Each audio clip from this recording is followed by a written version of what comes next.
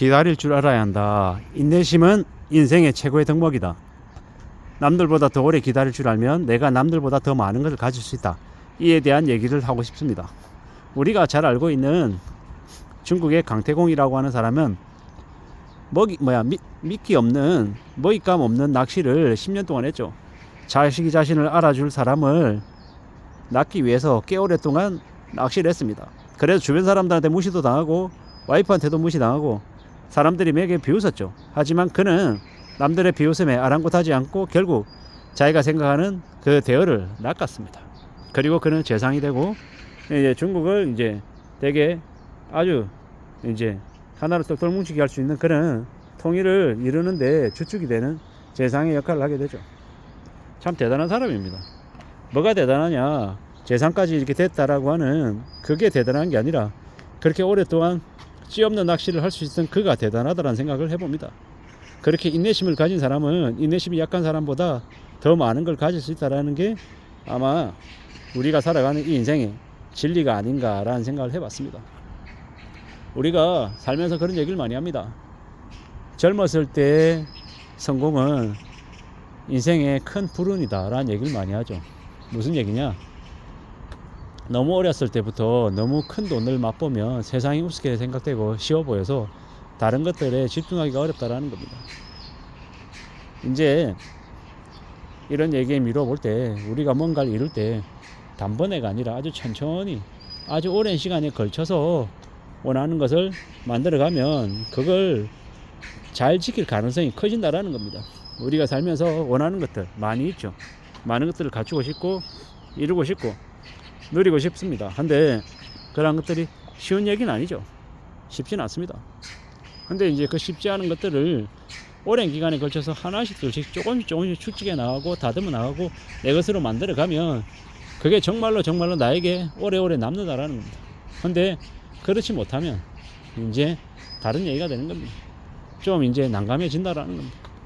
우리가 살면서 이런 얘기 저런 얘기 많은 얘기들을 나누는데 그 중에서 제일 필요한 건 명석함과 똑똑함 뭐 이런 것들도 필요하지만 신의 있게 지내고 신뢰를 주면서 오랫동안 기다릴 수 있는 내심 이런 것들이 제일 필요하겠습니다.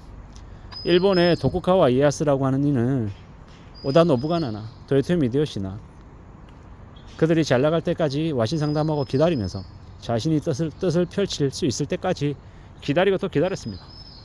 중국의 마오쩌둥 다음에 덩샤오핑, 등소평이라고 하죠. 그것 또한 마찬가지입니다.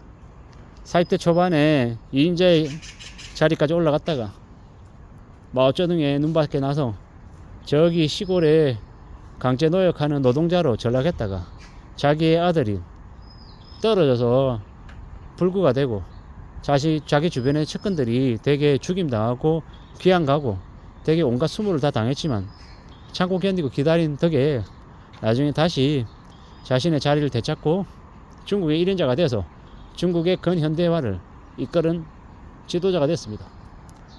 누가 그를 그렇게 오랫동안 기다리고 버티고 견디게 해줬습니까? 또한 한국의 다산 정약용 선생 엄친아였죠. 엄친아. 아주 어린 나이에 세상에 두려울 게 없는 모든 걸 가진 사람이었습니다. 하지만 정권이 바뀌고 한순간에 역적이 되어서 언제든 죽임당할 수 있는 삶과 죽음의 경계에 서 있는 그였습니다. 하지만 그는 그 당시의 시대를 뛰어넘는 이제 축적을 할 수 있었죠.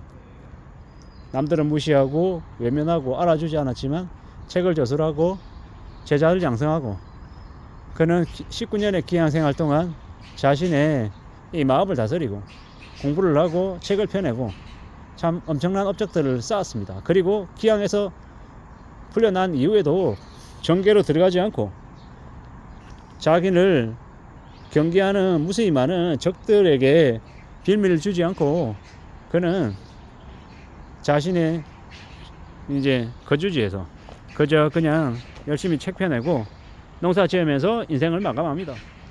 그렇지만 그는 500권이라고 하는 책을 펴내고 그 시대에는 뭐 아주 영향력을 내펼치지 못했지만 죽어서도 후손들에게 길이 기억되는 그런 위인이 된 겁니다. 이런 이제 인내심을 가진 사람들의 사례를 보면서 저는 많은 생각들을 합니다. 아, 나도 가늘고 길게 살아야 되겠구나. 그리고 내가 원하는 것들을 이뤄내기 위해서 나의 삶에서 좀 긴 호흡을 가져가야 되겠구나 라는 얘기 말입니다. 그런 생각을 하면서 지금을 살고 있습니다. 지금은 어떻게 살아야 될까? 어떤 모습들이 좀 더 필요할까? 스스로 되돌아보고 스스로 따져보고 스스로 마음을 좀 더 단단히 먹어야겠구나 라고 생각합니다.